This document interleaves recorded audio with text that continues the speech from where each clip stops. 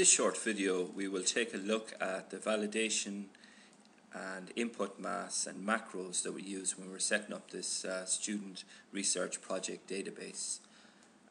Let's open up the client switchboard and add a new client. And for the caption here, client ID number, let's just put in 1 and see what happens. No, the ID number has a validation rule associated with it, and it must be between 200 and 400. So let's just put in 208 name. Now I'm typing in lowercase here, and you see the first letter has an input mask associated with it, and it goes in as a capital letter, although I was typing in lowercase. Here we have the use of a macro. I'm going to type in Athlone again in lowercase. You see the power of the input mask, putting the A in a capital. And when I tab out of here, Westmeath goes in. That's the macro that's set up. Now if I were to change that to, let's say, Achill, and tab out, Mayo goes in. Change it to Boyle, and tab out, and Roscommon goes in for the user. Very useful. And let's say we typed in Cove, and here we go, Cork comes in. Here we have a list box set up. We can choose the whichever specialism is associated with the client. The website and the email can be null values, so nothing's required there. We can close out, and let's now go and take a look at the funding body and add a new funding body. Let's put in 10, and that's accepted. Name and city. Here let's type in Dublin, again in lowercase, tab out, and Ireland goes in. Let's try London. Again, it's got a macro associated, so England goes in. Let's try an American Boston.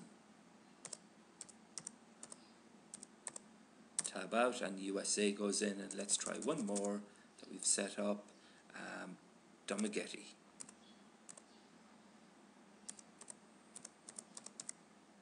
And the Philippines goes in. Specialism, again, we can choose from the list box, website, email, not required. We do have validation rule associated here. Let's try put in 5,000, see what happens. And we get a message, validation text, no, must be greater than 11,000. So let's put in 11,000 and tab out. Oh, we've used a duplicate funding body ID number, and that's not allowed. So let's change that to 14 and tab out, and hopefully that will be accepted. Yes. Let's return back to the main switchboard. Now let's take a look at the mentor. Just take a quick look at the mentor to add a new mentor.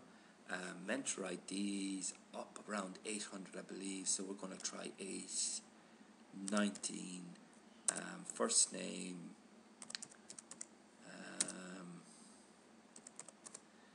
address,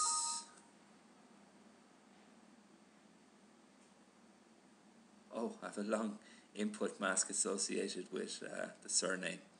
It must have more letters in there. Okay, address, I'm going to tab through these. I really wanted to take a look at the date of birth. Now, if we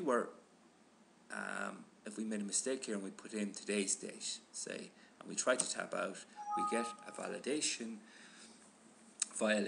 and we get the validation text that the mentor must be at least 18 years of age, which makes sense.